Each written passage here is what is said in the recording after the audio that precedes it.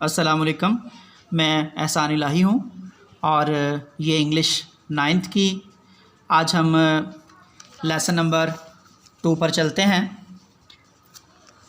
जिसका नाम है पैट्रियटिज़म।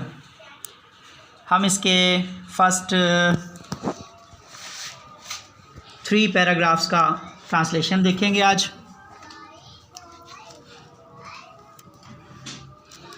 और साथ में मुश्किल अल्फाज जो हैं उनके मीनिंग्स वगैरह भी जानने की कोशिश करेंगे। तो रीडिंग शुरू करते हैं। Patriotism means love for the Motherland. Patriotism का मतलब हुब्बुल वतनी हम पहले जान चुके हैं। मदरलैंड का मतलब है मादरे वतन। Or devotion to one's country. Devotion का मतलब अकीदत है। तो पूरी लाइन को हम कुछ यूँ ट्रांसलेट करेंगे कि किसी की अपने मुल्क या मादरे वतन से मोहब्बत या अकीदत को हुब्बुल वतनी कहते हैं। A patriot loves his country. एक मुहिब्बुल वतन अपने वतन से प्यार करता है। And is willing to sacrifice when the need arises. और वो रज़ामंद होता है।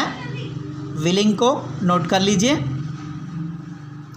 और वो रज़ामंद होता है कुर्बानी देने के लिए जब भी ज़रूरत पैदा होती है। The word patriot comes from the Latin word पैट्रियोटा।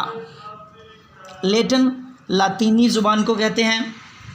लफ्ज़ पैट्रियट लातीनी ज़ुबान के लफ्ज़ पैट्रियोटा से निकला है, विच मीन्स कंट्री मैन, जिसका मतलब है हम वतन।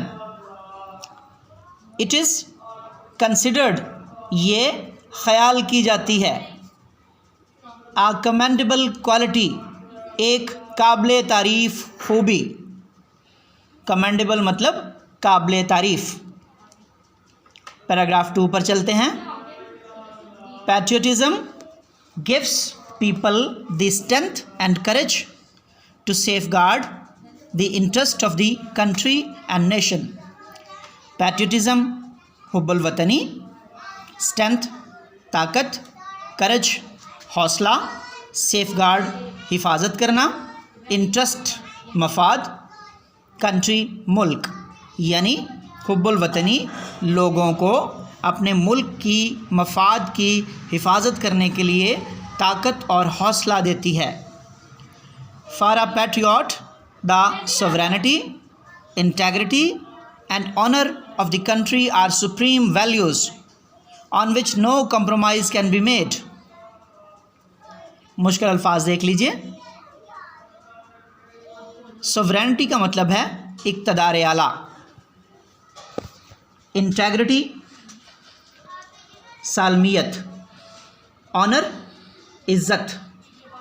सुप्रीम आला। वैल्यूज़ इक़दार। कंप्रोमाइज़ समझौता। लाइन का तर्जमा कुछ यूँ करेंगे। एक मुहिब्बुल वतन के लिए इक़्तिदार आला, सालमियत और उसके मुल्क की इज़्ज़त वो आला इक़दार हैं जिन पर कोई समझौता नहीं किया जा सकता। Patriots render sacrifice for the preservation and protection of these values. मुहिब्बुल वतन कुर्बानी पेश करते हैं। रेंडर मतलब पेश करना। फॉर द प्रिजर्वेशन हिफाजत के लिए, दिफा के लिए, इन इक़दार के। यानी मुहिब्बुल वतन इन इक़दार की हिफाजत और दिफा के लिए कुर्बानी पेश करते हैं। Quaid-e-Azam Muhammad Ali Jinnah was a nation builder and a great patriot. Quaid-e-Azam Muhammad Ali Jinnah एक मेमारे कौम थे, यानी कौम के तामीर करने वाले थे। एंड अ ग्रेट पैट्रियट, और एक अजीम मुहिब्बुल वतन। He wanted to protect the values, वो इक़दार को महफूज करना चाहते थे। कल्चर सकाफ़त को, एंड ट्रेडिशंस और रस्म व रिवाज को, ऑफ द मुस्लिम्स, मुसलमानों के, ऑफ द सब कॉन्टिनेंट, बर्र सग़ीर के, वो बर्र सग़ीर के मुसलमानों की इक़दार, सकाफ़त और रस्म व रिवाज की हिफाजत करना चाहते थे। He gave the Muslims a sense of identity by securing a separate homeland for them. उन्होंने मुसलमानों को शनाख्त का एहसास दिया, उनके लिए एक अलग वतन हासिल करके। ही सेड, उन्होंने फरमाया, we must develop a sense of patriotism, हमें उभारनी चाहिए हुब्बुल वतनी के एहसास को उभारना चाहिए, विच गैल्वेनाइजेस अस ऑल, जो हम सबको कुव्वत देता है, into one United and strong nation, और हमें एक मुत्तहिद और ताकतवर कौम बना देता है। तो आइए स्टूडेंट्स, अब हम बोर्ड पर चलते हैं। जो लफ्ज़ मैंने यहाँ पर अंडरलाइन करके आपको मीनिंग्स बताए हैं, उन्हीं को हम एक नज़र बोर्ड पर भी देखते हैं। तो आइए बोर्ड पर चलते हैं। हम वही मुश्किल लफ्ज़ जो हमने बुक में पढ़े हैं उनके मीनिंग जानने की कोशिश करते हैं। पैट्रियटिज़म, हुब्बुल वतनी, मदरलैंड, मादरे वतन, डिवोशन, अकीदत, विलिंग, रजामंद, सेक्रीफाइस, कुर्बानी करना, कंट्रीमैन, हम वतन, कमेंडेबल, काबिल तारीफ़, स्ट्रेंथ, ताकत, सेफगार्ड, हिफाजत करना, इंटरेस्ट, मफाद, सोवरेनिटी, इक़्तिदार आला, इंटेग्रिटी, सालमियत, रेंडर, पेश करना, सब कंटिनेंट, बर्रे सग़ीर, नेशन बिल्डर, मेमार कौम, और गैल्वेनाइज, कुव्वत पैदा करना, तहरीक पैदा करना। इस तरह के इसके मीनिंग हैं। तो स्टूडेंट्स, हम इस एक्सरसाइज में सेंटेंस और सेंटेंसेस की पहचान के बारे में भी कुछ बताया गया है, जिसे हम फर्दर सीखेंगे। सेंटेंस क्या होता है? ये अल्फाज का बामानी मजमुआ है। मसलन I am teaching, you are reading. ये जो मैंने चंद लफ्ज़ों को मिलाकर एक सेंटेंस बनाया है, तो ये अपना पूरा मतलब दे रहे हैं। इसका मतलब है कि ये एक सेंटेंस है। तो हम इसके कुछ टाइप्स पर चलते हैं, जैसे असर्टिव सेंटेंस, ऐसा फिक्रा जो किसी बयान या खबर को जाहिर करता है। हम मिसाल देखते हैं। I am not interested in art. तो ये जो फिक्रा मैंने लिखा है, ये एक खबर है या किसी बयान को जाहिर कर रहा है। तो इस तरह से हम इसे कह सकते हैं कि ये असर्टिव सेंटेंस है। इसी तरह से हम आगे चलते हैं। तो एक्सक्लेमेटरी सेंटेंस, एक्सक्लेमेटरी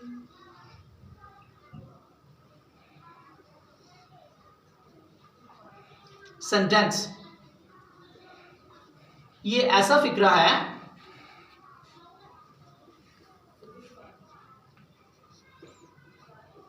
जो अचानक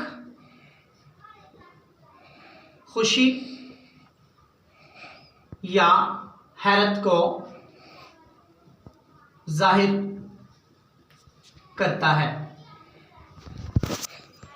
मसलन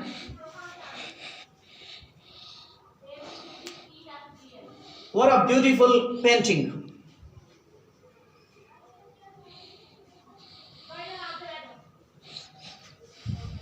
What a beautiful painting. इस साइन की वजह से हम इस सेंटेंस को भी पहचान सकते हैं। इसे हम साइन ऑफ एक्सक्लेमेशन कहते हैं।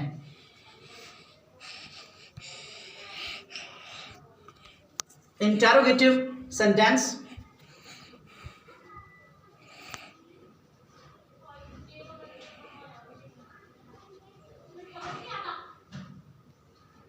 इंटरोगेटिव सवालिया फिक्रा होता है। ऐसा फिक्रा जो किसी सवाल को जाहिर करता है।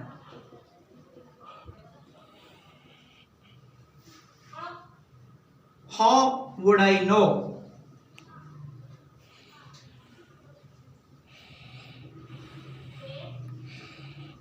इस सवालिया निशान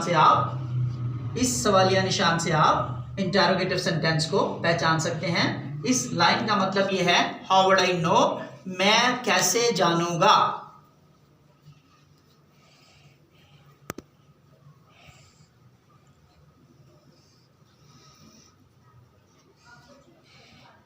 आगे चलिए, आगे हम देखते हैं नेगेटिव सेंटेंस को।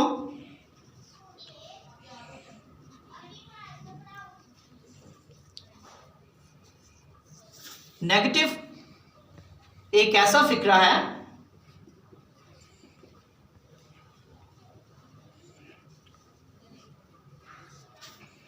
जिसमें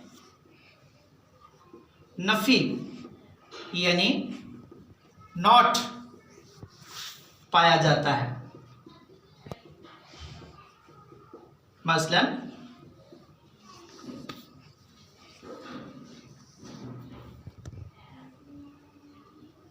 she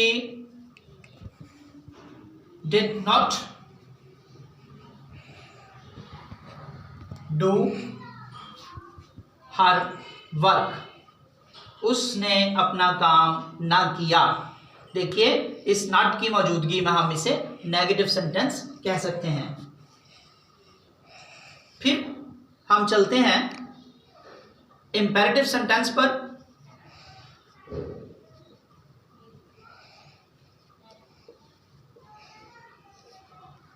इंपेरेटिव सेंटेंस हुक्मिया फिक्रा है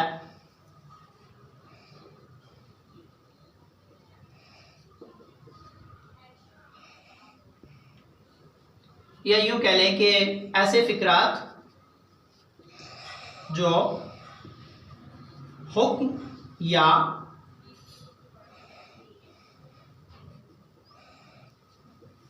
मशवरे को जाहिर करते हैं।